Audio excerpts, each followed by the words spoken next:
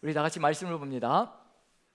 누가복음 4장 16절부터 19절까지의 말씀, 우리 같이 한번 한 목소리로 천천히 봉독합니다. 시작.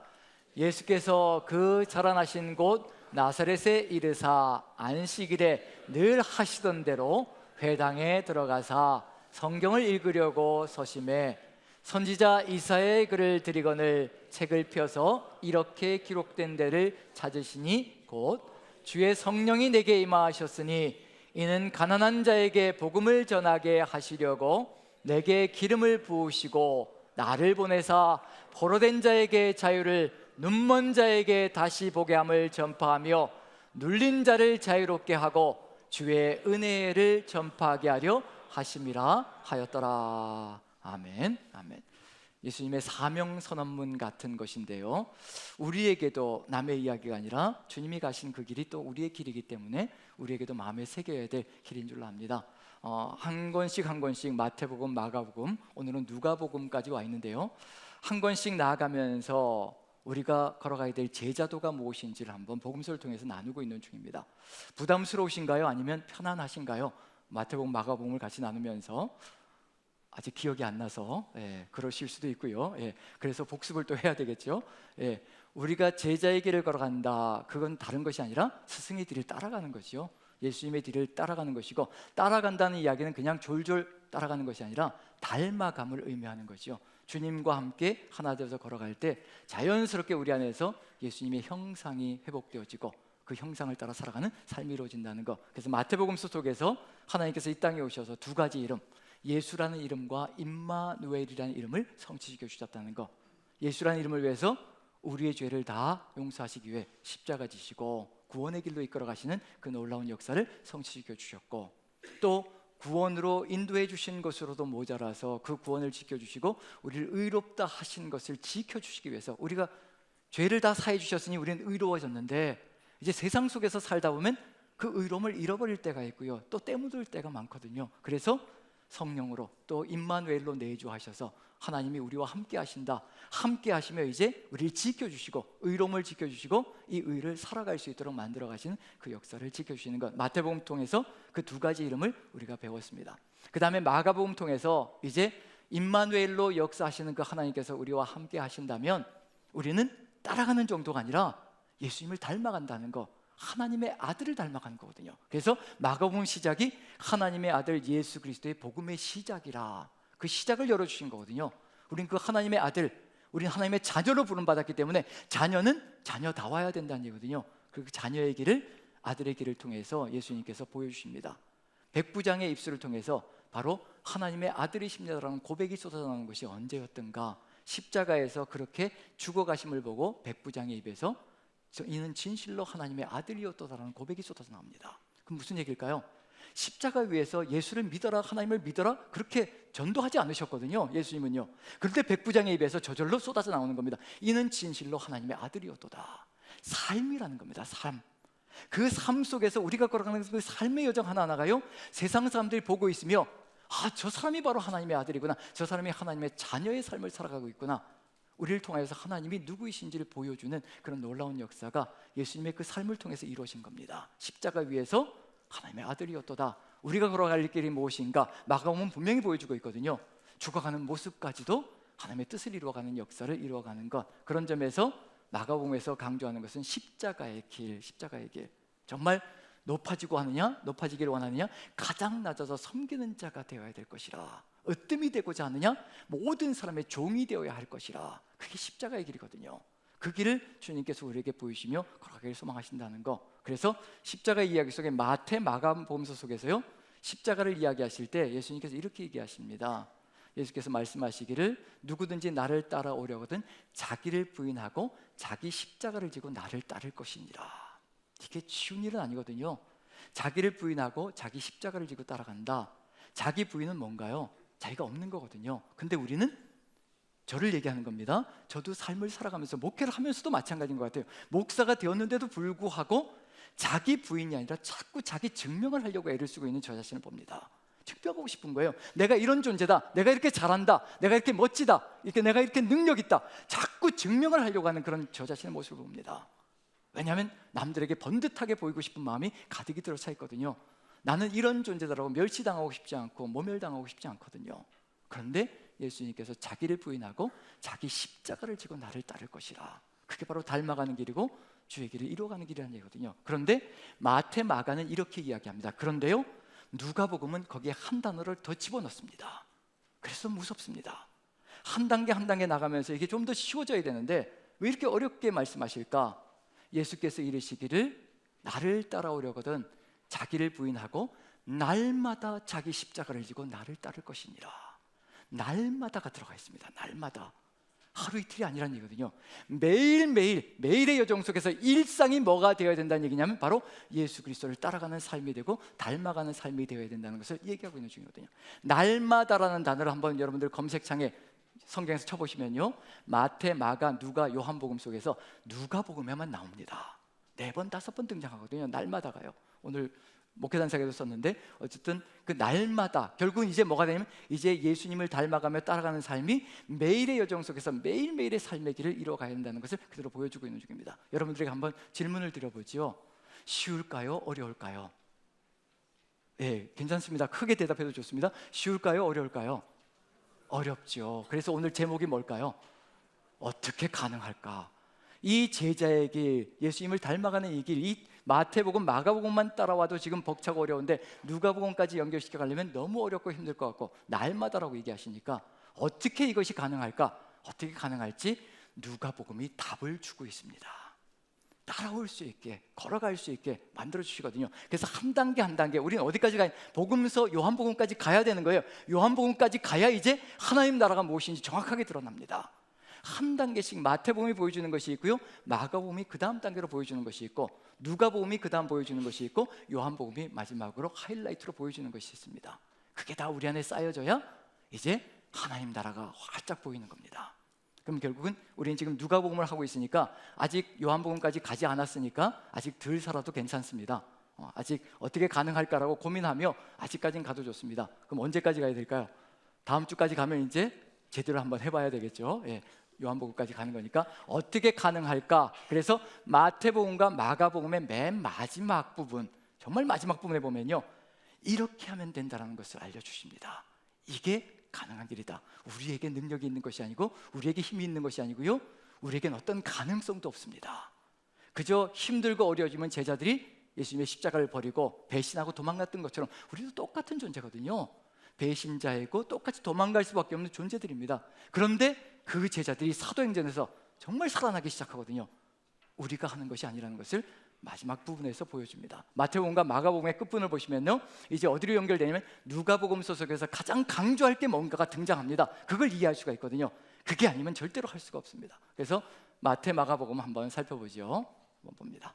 자, 마태복음 맨 마지막 부분이 28장 18절부터 20절까지 내용이고요, 마가복음은 16장 20절입니다. 공통적으로 들어가 있는 게 있을 거예요.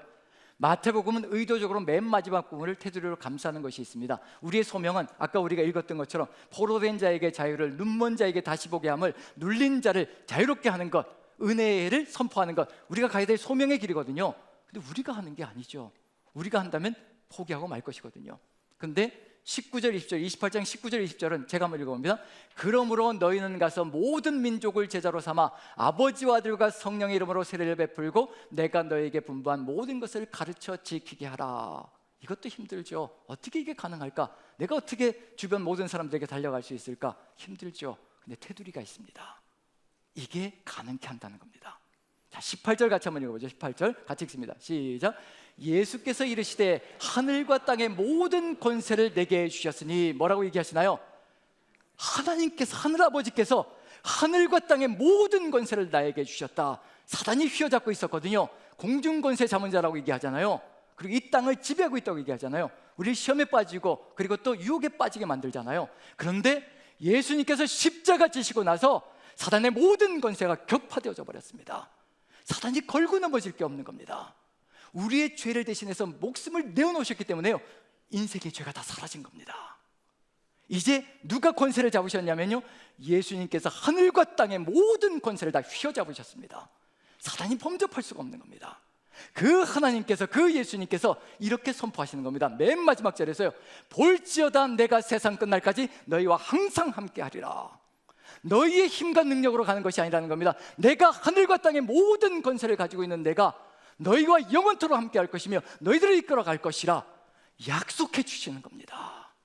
그래서 갈 수 있는 겁니다. 그래서 할 수 있는 겁니다. 우리 안에서 성령께서 역사하시면요, 우리는 못할 것이 없습니다. 그 하나님께서 우리와 함께 하시길 소망하시며 우리를 이끌어 가시는 겁니다. 우리가 하는 것이 아니라는 것을 끝에 가서 분명하게 알려주시는 겁니다. 볼지어다 내가 세상 끝날까지 너희와 항상 함께하리라. 우리가 어떻게 누구를 가르치겠습니까? 예수님께서 우리 안에 거하셔야 주님의 가르침이 우리에게 쏟아져 나가거든요. 삶을 살아갈 수가 있거든요. 그걸 얘기하시는 겁니다. 그리고 마가복음 맨 끝을 보시면 한번 읽어보죠. 16장 20절입니다. 같이 읽습니다. 어디에 초점이 맞춰지시는지 한번 살펴보시죠. 같이 읽습니다. 시작. 제자들이 나가 두루 전파할새 주께서 함께 역사하사 그 따르는 표적으로 말씀을 확실히 증언하시니라. 증거하고 다니거든요. 선포하고 다니는 겁니다. 그런데 누가 함께 하셨다고요? 주께서 함께 역사하시기 때문에 표적이 따라오고 권능이 따라오고 능력이 따라와 주의 역사가 선포되어지는 것을 이야기하고 있는 중입니다. 왜 마태복음, 마가복음 맨 끝부분에서 이 말씀을 선포하고 있는 중일까? 우리가 하는 것이 아니라는 것을 다시 한 번 더 점검하시는 겁니다.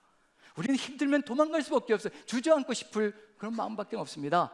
여러분들에게 솔직하게 고백하면요, 저도 힘들고 어려울 때, 정말 목회짐이 확 눌려올 때는요, 벗어나고 싶을 때가 있습니다. 이제 그만둬야 되는가? 내 능력으로는 도저히 안 되는구나. 열매도 보이지 않는 이 상황 속에서 내가 무엇을 할 수 있을까? 내가 어디로 도망가고 싶은 그 마음, 그게 가득히 들어찰 때가 있습니다. 제자들도 똑같았고요. 그런데 이기고 견딜 수 있는 것은 제가 아니라는 것을 깨닫고 나아갑니다. 주님께서 다시 또 위로하시고 격려하시고 또다시 보여주시며, 가자, 내가 앞장서 간다. 너는 따라오면 되는다. 네가 하는 것이 아니라 너는 내 모든 것을 믿고 확신하며 나에게 모든 것을 내어놓으면 되는 것이라.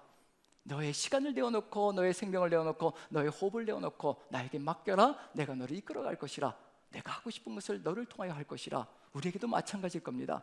주님께서 우리를 통하여서 역사하시는 겁니다. 내 고집을 내려놓으면 되고요, 내 시간을 드리면 되고요, 내 생명을 드리면 되고, 내 물질 주신 것들을 주님께 다 맡겨버리면 주께서 그걸 가지고 우리를 통해서 역사하시는 겁니다. 그게 바로 마태복음과 마가복음의 역사 속에 마지막 부분에서 주신 말씀이거든요. 그럼 이제 누가복음에서 가장 강조될 게 무엇일까요? 어떤 것일까요? 누구를 따라가야 될까요? 그래서 누가복음서 속에 가장 많이 강조되는 게 성령이십니다. 성령의 인도하심에 마태, 마가, 누가, 요한복음 속에서 성령이란 단어가 가장 많이 등장하는 것이 바로 누가복음입니다. 그리고 누가복음과 연결되어지는 합본이 있지요. 사도행전이지요. 사도행전은 28장으로 이루어져 있거든요. 성령이란 단어가 57번 등장합니다. 온 천지 사방이 성령의 역사입니다. 그래서 사도행전을 사도행전이 아니라 성령행전이라고 하는 것이 더 정답이 될 겁니다. 성령의 역사가 이끌어가는 겁니다. 거기에 맡긴 사람들의 이야기가 바로 사도행전이거든요. 누가복음은 그걸 얘기하고 있는 중입니다. 그러면 이제 누가복음 속에 특징이 있거든요. 성령의 역사가 일어나는데, 성령의 역사가 일어날 때 마태, 마가복음서 속에는 나타나지 않는 단어가 이 누가복음서 속에는 성령의 역사가 일어날 때 나타납니다. 그걸 알면은 우리에게도 바로 이 역사가 필요하구나, 이게 닮아가야 될 내용이구나, 그걸 가슴 깊이 새겨볼 수 있지 않을까라는 생각이 듭니다. 그래서 누가복음서 속에서요, 예수님께서 사역을 시작하실 때 사단에게 시험을 받으시죠. 마태, 마가복음 속에서도 시험을 받는 이야기가 나타나는데, 누가복음서 속에서 시험을 받으실 때, 사단에게 시험 유혹을 당하실 때 무엇으로 이겨내시는지, 또 어떤 단어가 등장하는지 한번 보시면 바로 우리에게도 필요한 것이 이거라는 겁니다. 다른 거 아닙니다. 이게 이루어질 때 우리도 주님과 함께 포로된 자에게, 눈먼 자에게, 눌린 자에게 다가가서 주의 음성을 증거할 수 있는 역사가 펼쳐진다는 거, 그걸 알려주시는 겁니다. 한번 읽어보죠. 자, 누가복음 4장입니다. 1절, 2절 한번 읽어보죠. 마태, 마가복음서 속에 나오지 않는 표현 한번 찾아봅니다. 같이 한번 읽습니다. 시작. 예수께서 성령의 충만함을 입어 요단강에서 돌아오사 광에서 40일 동안 성령에게 이끌리시며 마귀에게 시험을 받으시더라.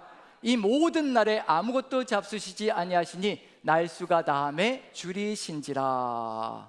마태, 마가복음서 속에는요, 성령에게 이끌려 광야로 나가 사단에게 시험을 받으셨다라고 이야기하는 내용은 등장합니다. 근데 이건 등장하지 않아요. 무엇이 가득 차신 건가요? 성령의 충만함을 입어라는 단어는 어디에도 나오지 않습니다. 마태, 마가, 누가, 요한복음서 속에 성령의 충만함이라는 단어는 누가복음서 속에만 등장합니다. 그리고 그게 어디로 연결될까요? 사도행전으로 그대로 연결되는 겁니다. 성령 충만한 제자들이 뛰어나가기 시작합니다. 두려워서 숨어서 어찌할 뻔 모르고 목숨을 살리려고 그렇게 숨어있던 제자들이요, 성령의 강력한 임재 가운데 충만함이 가득히 들어차자 죽이려고 했던 사람들 앞으로 달려나가기 시작합니다. 뛰어가기 시작합니다. 성령의 충만함, 하나님은 이미 성령 충만하시고요, 예수님은 이미 성령 충만하신 분입니다. 그런데 왜 이 성령 충만함을 강조할까? 우리 보라는 얘기입니다. 이렇게 해야 된다는 겁니다. 그래야 무엇을 이겨낼 수 있는가? 사단의 유혹을 이겨낼 수 있다는 얘기입니다. 사단의 시험을 이겨낸다는 겁니다. 우리가 한순간이라도 성령 충만함이 소멸되는 그 순간에요, 사단은 그 빈틈을 정말 노립니다. 귀신같이 알고 달려드는 것이 바로 사단의 역사거든요. 그런데 성령 충만함을 우리가 지켜나가며 나아갈 때 사단의 모든 시험을 일시에 격파시켜버릴 수 있고 이겨낼 수 있다는 얘기거든요. 이 충만을 지켜내는 것, 이것이 바로 우리의 사명 감당 속에 반드시 필요하다는 것을 알려주고 있는 중입니다. 그 충만함이 무엇을 이겨내는가? 사단이 아무리 공격해도요, 우리가 성령 충만할 때 사단이 절대로 범접할 수가 없습니다. 다 이겨내고 극복합니다. 그리고 이겨내면서 마지막에 13절 보시면 이것도 준비해야 될 필요가 있습니다. 13절 같이 한번 읽어보죠. 시작. 마귀가 모든 시험을 다한 후에 얼마 동안 떠나니라. 성령 충만한 사람은 당해내지 못하고요, 마귀가 떠나갑니다. 도망가는 거지요. 그런데 뭐라고 돼 있나요? 모든 시험을 다한 후에 얼마 동안, 잠시 동안 뭘 본다는 얘기인가요? 빈틈을 노리는 겁니다. 끊임없이 주위를 맴돌면서 언제 소멸되어질까? 성령의 충만함이 언제 소멸되어질까? 언제 무너질까? 정말 호시탐탐 노리고 있는 것이 사단의 역사입니다.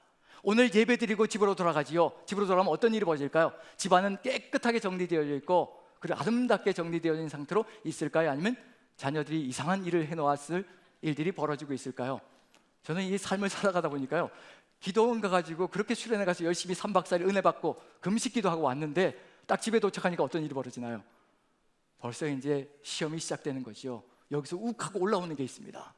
그걸 이겨내는 것, 그게 이제 우리가 살아가야 될 성령 충만을 지킨다는 건 그런 거거든요. 어떤 상황이 눈앞에 펼쳐질지라도 하나님의 마음으로 모든 것을 해석하고 바라보는 것, 또 사단이 나를 시험하는구나, 또 유혹하는구나, 그렇게 생각하시면 되는 겁니다. 오늘 예배 드리고 집으로 갔는데 이상한 일이 벌어지고 가는 길에 또 갑자기 차가 이상하게 되고 이런 일이 벌어지면요, 또 사단이 찝쩍거리는구나, 또 치고 들어오는구나, 그렇게 생각하십시오. 그리고 이겨내면 되는 겁니다. 성령 충만함으로 나아갈 때 그런 모든 것들이 보이기 시작합니다. 근데 소멸되면 어떻게 될까요? 안 보입니다. 사단의 역사가 내가 왜 이런 대우를 받아야 되고 왜 내가 이런 대접을 받아야 되는가, 그걸로 훅 나가기 시작하거든요. 내가 이 정도밖에 안 되는가, 자괴감이 확 밀려면서, 그리고 내 마음속에서 이상한 것들이 꿈틀거리고요, 쏟아져 나가기 시작합니다. 성령 충만하면 이겨냅니다. 다 이겨냅니다. 그리고 기도하게 됩니다. 누군가가 갑자기 끼어들게 되면 전에는 어떤가요? 이게 팍 누르면서 그냥 여기서 팍 뭐가 튀어나가는데 어떻게 될까요? 조용히 기도하게 되죠. 저 사람도 하나님 지켜주십시오, 안전하게 인도해 주십시오. 그게 성령 충만이라는 겁니다. 그걸 지켜가면 우리가 무엇을 이겨내는가? 사단이 얼마든지 들어올지라도 그 공격에 대해서 다 대비할 수 있고 그리고 이해할 수가 있습니다. 언제든지 호시탐탐 노리고 있다는 얘기거든요. 그런데 중요한 건 뭐냐면요, 이렇게 사단의 시험을 성령 충만함으로 이겨내지요. 그 다음에 가야 될 길이 있습니다. 멈추지 않는 거거든요. 그 다음에 나오는 게 뭐냐면 이제 소명의 길로 가는 겁니다. 사단에게 무너지면요, 소명의 길로 나갈 수가 없습니다. 우리가 해야 되는 건 뭔가요? 마태복음에서 분명히 선포하셨죠. 가서 모든 민족으로 제자를 삼아 아버지와 아들과 성령의 이름으로 세례 내가 너에게 분부한 모든 것을 가르쳐 지키게 하라. 선교하고 전도하고 가르치는 거거든요. 누가복음도 그대로 연결될 겁니다.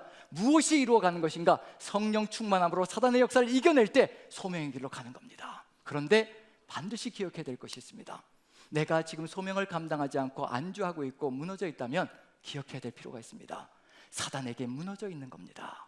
뭔가가 막혀 있는 겁니다. 끊어져 있는 겁니다. 그래서 내가 머물러 있는 중이고 내가 지금 주저앉아 있는 중입니다.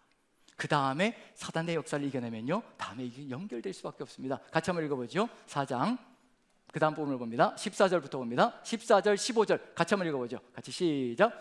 예수께서 성령의 능력으로 갈릴리에 돌아가시니 그 소문이 사방에 퍼졌고 친히 그 여러 회당에서 가르치심에 무사람에게 칭송을 받으시더라. 사단의 시험을 이겨내는 성령 충만으로 나아갈 때 내가 하는 것이 아니라 성령께서 역사하시며 이끌어가거든요. 무사람에게 칭송을 받는다. 이 칭송에도 무너지지 않을 겁니다. 그냥 하나님의 뜻을 이뤄가는 거거든요. 여기서 14절, 15절 성령 충만한 사람에게 일어나는 역사가 무엇인지 누가복음에만 나오는 단어가 있습니다. 그걸 찾아보시죠. 마태, 마가, 요한복음에는 나오지 않습니다. 그래서 누가복음은 독특합니다. 성령의 역사, 이 성령의 역사가 충만할 때 바로 이와 같은 것이 생긴다. 성령의 능력이란 단어는 누가복음밖에 나오지 않습니다. 이 능력이란 단어 아무 데나 나오는 것 같지요.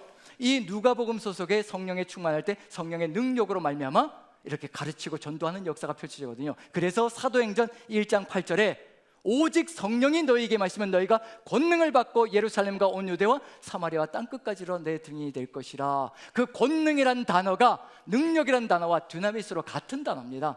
어디에는 능력으로 번역하고 어디에는 권능으로 번역하고 이걸 같이 번역해 줘야 되는데 따라갈 수가 없는 거죠. 자, 그래서 여기서 보면 성령에 충만할 때 성령의 권능과 능력이 우리 안에 충만해집니다. 그 권능과 능력으로 역사가 벌어지고요, 가르치고 전하는 역사가 펼쳐집니다. 우리의 가정에서 어떤 일이 벌어지는 얘기인가요? 우리 가정에서 저절로 우리의 삶을 통하여서 자녀들이 배우고 또 부모에게 복음을 전하고 또 믿지 않는 사람들에게 복음을 전하며 또 직장에서는 어떤 일이 벌어지나요? 우리가 살아가는 그 삶을 통해서 하나씩 하나씩 믿지 않는 사람들이 우리를 통하여 살아계신 하나님을 보는 것, 그게 성령 충만이고 성령의 능력이라는 것을 알려주고 있는 중입니다. 그리고 18, 19절 보시면요, 이와 같이 선교와 전도가 이루어지는 역사가 펼쳐집니다. 같이 한번 읽어봅니다. 시작. 주의 성령이 내게 임하셨으니 이는 가난한 자에게 복음을 전하게 하시려고 내게 기름을 부으시고 나를 보내사 포로된 자에게 자유를, 눈먼 자에게 다시 보게 함을 전파하며 눌린 자를 자유롭게 하고 주의 은혜를 전파하게 하려 하심이라 하였더라. 사명 감당의 역사가 멀리 있는 것이 아니라 성령 충만을 지키면 저절로 이루어져 간다는 것을 알려주고 있는 중입니다. 우리의 사명 감당 속에서 우리에게 가장 소중한 것이 무엇일까? 누가 보면 그걸 얘기하고 있는 중이거든요. 자, 그럼 이제 답을 찾아가야 되겠죠. 성령 충만이 답이고 그 성령 충만이 우리에게 성령의 권능과 능력을 부여해서 아버지의 뜻을 이루어가게 만들어 가시고 예루살렘부터 시작해서 땅끝까지 나아갈 수 있는 그 사명 감당을 이루어가게 하신다는 것은 너무도 분명합니다. 그러면 이제 한 가지 봐야 될 게 있죠. 이 성령 충만을 어떻게 지킬 수 있을 것인가? 지켜야 되잖아요. 지키지 않으면 무너지는 거거든요. 성령 충만을 지키기 위해서 누가 보면 또 특징적으로 한 가지 더 강조하는 것이 있습니다. 다른 복음서는 이렇게 강조하지 않았는데 누가복음서 속에서는요, 예수님의 시작부터 끝까지 이것을 철저하게 강조합니다. 그래서 계속해서 등장하는 용어가 바로 이 용어입니다. 읽다 보면요, 예수님은 늘 이렇게 하셨습니다. 늘 이게 삶이었어요. 일상이 이렇게 됐습니다. 이게 이루어지니까 성령 충만이 사라지지 않고 성령의 능력과 권능이 사라지지 않습니다. 답은 참 쉬운 곳에 있습니다. 성령의 충만과 성령의 능력을 지키며 평생을 걸어갈 수 있는 길, 예수님께서 우리에게 보여주시는데요, 그걸 천천히 따라가면 우리도 그 길 가운데서 끝까지 십자가 위에서까지 성령 충만을 지킬 수 있는 삶을 살아갈 수 있다는 것을 우리에게 보여주십니다. 그래서 한번 살펴보죠. 도표를 보시면서요, 자, 3장 21절 22절 마태, 마가 복음서 속에는 들어가 있지 않았는데 누가복음서 속에는 들어가 있는 단어가 있습니다.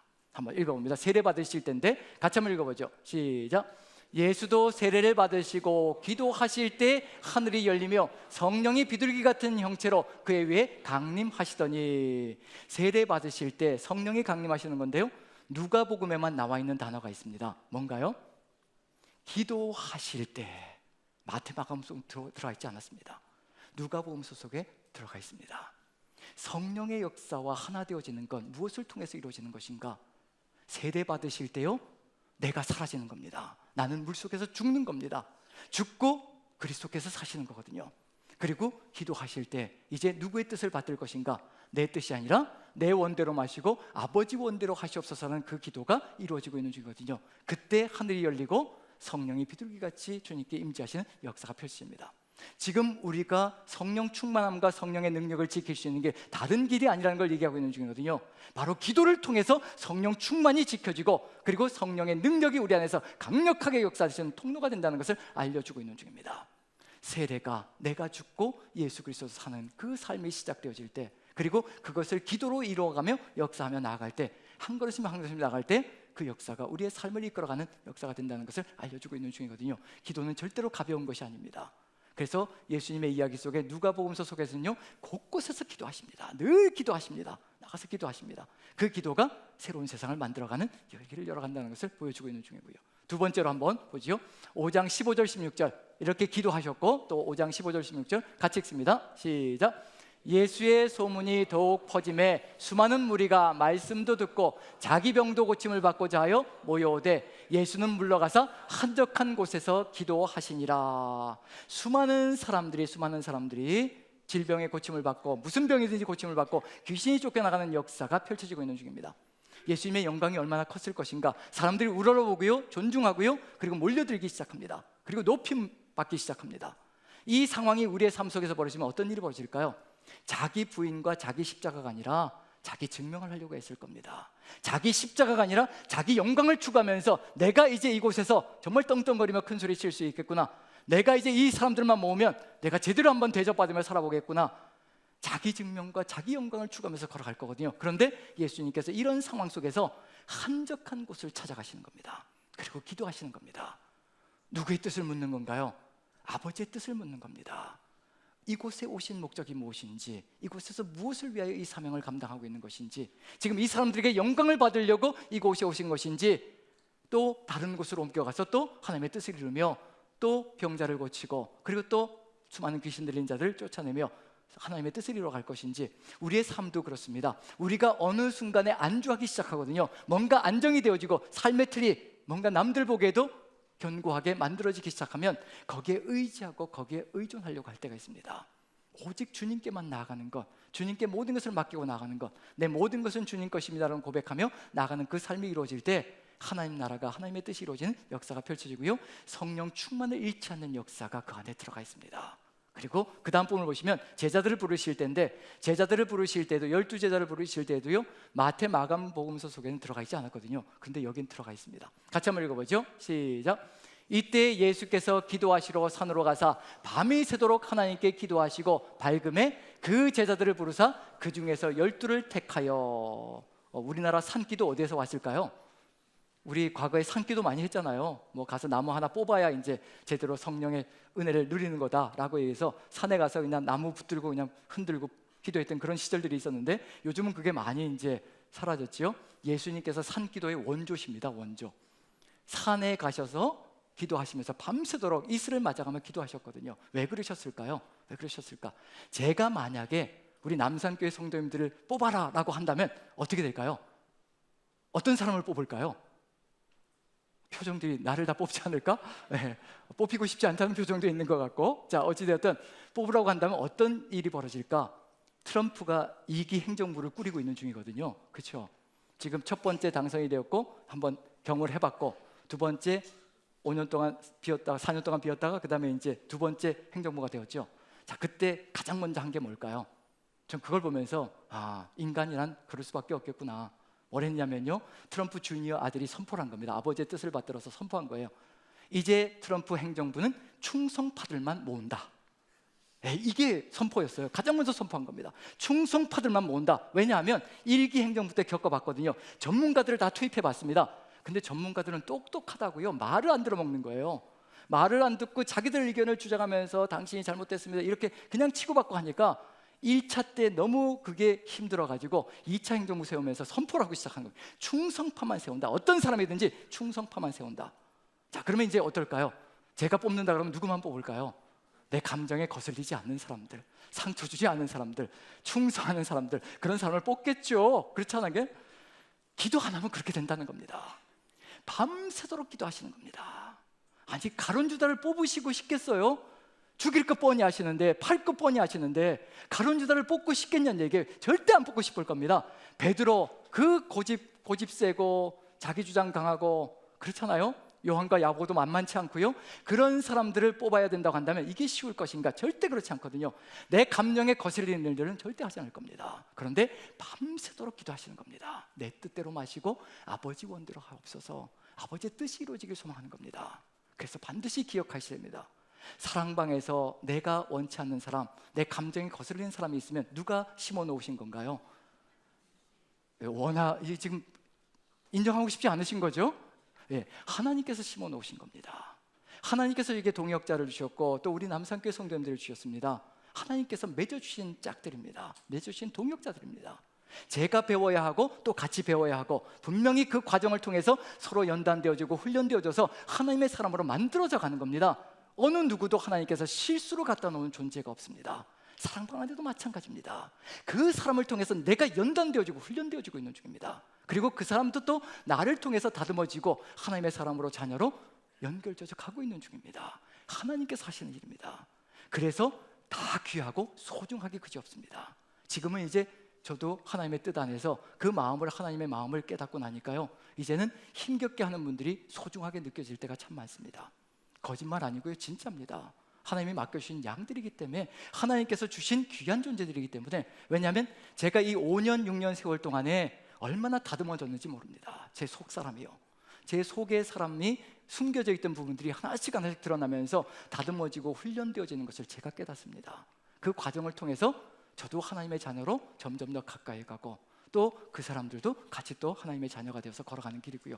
예수님께서 밤새도록 기도하십니다. 그 기도 속에 뭐가 들어가 있을까요? 내 뜻대로 마시고 아버지 뜻대로 하셔서 아버지의 놀라운 역사가 펼쳐지게 하여 주시옵소서. 계속해서 기도로 나가시는 겁니다. 평생을 기도로 나가시는 겁니다. 그 기도가 마지막에 어디로 연결되어질까요? 이제 마지막 겟세마네에서 기도라는 단어가 마지막으로 등장하거든요. 그런데 겟세마네 기도에서 한 가지 단어가 나타납니다. 마태, 마가복음서에는 없었습니다. 이게 우리가 걸어가야 될 삶이고 닮아가야 될 삶이거든요. 그러할 때 성령 충만은 절대로 사라지지 않는 성령의 능력 가운데 거하는 존재가 됩니다. 한번 단어를 찾아보시죠. 22장 39절 44절 같이 읽습니다. 시작. 예수께서 나가사 습관을 따라 감람산에 가심에 예수께서 힘쓰고 애써 더욱 간절히 기도하시니 땀이 땅에 떨어지는 빗방울 같이 되더라. 어떤 단어가 눈에 확 들어오시나요? 습관을 따라. 일상이 되어 있는 겁니다. 이제 기도가 남의 이야기가 아니라 매일의 삶이 되어져 있는 겁니다. 습관이 되어져 있는 거예요. 그게 우리가 걸어가야 될 닮음의 길입니다. 기도가 습관이 되어질 때 내 뜻이 펼쳐지는 것이 아니고 내 감정이 쏟아나가는 것이 아니고요, 기도가 습관이 되면요, 어떤 일이 벌어져도 기도하게 됩니다. 그 순간에 기도하게 됩니다. 하나님, 어떤 뜻이 주님의 뜻입니까? 느헤미야가 예루살렘 성이 다 무너져 있고 아직도 복원되지 않았고 고통 가운데 거하고 있다, 그 소리를 듣고요, 왕에게 나가서 이제 얘기할 때 근심 어린 표정으로 왕에게 나가서 있으니까 왕이 질문을 하는 거죠. 왜 그렇게 근심 어린 표정을 짓고 있느냐? 그때 느헤미야가 그 순간에 기도합니다. 하나님이 순적하게 제가 원하는 하나님께서 뜻하신 것이 이루어지게 도와주옵소서. 왕의 마음을 돌이켜 주시옵소서. 그 대화하는 그 순간에도 기도하는 겁니다. 하나님의 뜻이 무엇인지, 하나님의 뜻을 이루어 갈 수 있도록요. 우리의 삶의 여정이 뭘까요? 습관적으로 기도하는 삶이 이루어질 때요, 성령 충만은 절대 사라지지 않습니다. 그리고 성령의 권능은 우리를 떠나지 않습니다. 그 권능으로 역사하는 거거든요. 이 습관적으로 기도하는 이 삶이 우리의 감정을 내려놓을 때 어디까지 가야 되는가? 땀이 핏방울이 되어진다라고 얘기할 때 전 이것을 쥐어짠다라고 표현하고 싶습니다. 생명을 쥐어짜는 겁니다. 내 감정을 쥐어짜는 겁니다. 내 고집과 내 주장을 쥐어짜는 겁니다. 쥐어짜서 그것이 하나님께 다 올려질 때까지, 그게 바로 겟세마네 기도라는 얘기거든요. 우리의 고집들, 아집들, 주장들, 우리의 생각들, 사상들, 이념들 얼마나 많습니까? 그걸 다 쥐어짜서 하나님께 생명으로 올려드릴 때 내 뜻이 아니고 하나님의 뜻이 이루어지는 역사가 펼쳐집니다. 분명히 기억하여 주십시오. 분명히 기억하여 주십시오. 예수님 이외에는 앞서가지 말아야 합니다. 내 사상도 내 주장도 절대로 예수님의 앞서가는 일이 없어야 합니다. 오직 주님만이 앞장서서 내 모든 것을 이끌고 가야 합니다. 그럴 때 무슨 일이 벌어지냐면요, 예수님이 앞장서서 갔을 때 내가 혹시 다른 주장을 가지고 있고 다른 사상을 가지고 있고 다른 정당을 지지할지라도요, 같이 합치되어져서 주님의 뜻을 이루어갈 수 있는 역사를 이루어갈 수 있습니다. 주님이 앞서가야 합니다. 그래야 우리가 그 주님과 함께 우리의 모든 것들 하나로 연결되어져서 하나로 연합시켜 갈 수 있는 역사가 펼쳐집니다. 다른 것이 앞서가면 분열밖에는 조장되지 않습니다. 우리 마음속에 오직 주 예수 그리스도 보여주신 게 뭘까요? 습관을 따라 기도하시며 우리가 걸어가야 될 길이 무엇인가를 분명히 보여주시거든요. 우리가 걸어가야 될 삶의 길, 성령 충만을 지키는 것, 이것이 반드시 필요하다는 것, 그게 우리의 삶 속에 반드시 필요합니다. 이 충만을 지킬 때 어떤 일이 벌어질까요? 사단은 끊임없이 노릴 겁니다. 잠시 동안 떠나가거든요. 잠시 동안 떠났기 때문에 노립니다. 우리가 성령 충만하면요, 어떤 일이 벌어질까요? 또 주변을 들쑤실 겁니다. 우리 자식들을 들쑤실 거고요, 그 다음에 우리의 배우자, 그 다음에 또 무슨 일일까요? 지체들, 교회 안에서 지체들, 그 다음에 또 무슨 일이 벌어질까요? 직장에서 또 일하는 동료들까지 들쑤셔가지고 무엇을 만들어갈 것인가? 빈틈을 노리고 우리를 공격할 겁니다. 베드로에게 사단의 역사가 임하고 가룟 유다에게 사단의 역사가 임하고 이런 일들이 벌어지는 것, 흔들고 무너뜨리기 위해서 이런 일이 벌어지거든요. 하지만 우리가 성령 충만을 지킬 때 오직 주의 뜻 가운데서 아버지의 뜻을 이루어가며 나아가는 역사가 펼쳐질 것이라는 것을 마음에 새긴다면, 우리가 지금 걸어가야 될 길이 무엇인가? 성령 충만함을 지키기 위해서 우리가 무시로 기도하며 그 하나님의 뜻을 받들어 평생을 걸어나갈 때 주님과 함께 이 길을 걸어가며 승리하는 삶이 될 것이라는 것을 마음에 새기시며 오직 기도로 성령 충만함을 지키는 저와 여러분들 되시기를 간절히 축원드립니다. 이제 기도하겠습니다. 오늘 기도하고 싶은 내용은 주님께서 함께하여 주셔서 분명히 누가복음서 속에서 예수님께서 선포하신 것이 있습니다. 악한 자라도 자식에게 좋은 것으로 줄 알거든 구하는 자에게 아버지께서 성령을 주시지 않겠느냐 분명히 약속해 주셨습니다. 우리의 삶의 정황 속에서 오직 주의 뜻을 받들어 성령 충만함으로 우리 구주 예수 그리스도를 따라갈 때 우리의 삶의 여정 오직 충만함 가운데서 주의 권능 가운데 주의 뜻을 이루어가는 역사가 있을 것임을 믿으며 오직 주와 함께 동행하는 이 삶, 기도로 나아가는 우리가 모두가 될 수 있도록 하여 달라고, 성령 충만함으로 나아갈 수 있게 하여 달라고 다 같이 한 목소리를 기도합니다. 기도하겠습니다. 사랑의 하나님, 우리 하나님께서 함께하여 주시어서 오직 주의 은혜 가운데 주의 권능 가운데 역사하여 주시어서 오직 주 예수 그리스도의 그 은혜가 아버지 우리 안에 가득 들어차게 도와주옵소서. 우리가 비록 아버지 여러 가지 생각에서 차이점이 있을 수 있으나 성령 충만함으로 기도 가운데 그 충만을 이루며 나아가는 삶이 이루어질 때 주께서 우리의 삶을 이끌어 가시며 주의 뜻을 이루어갈 줄로 믿습니다.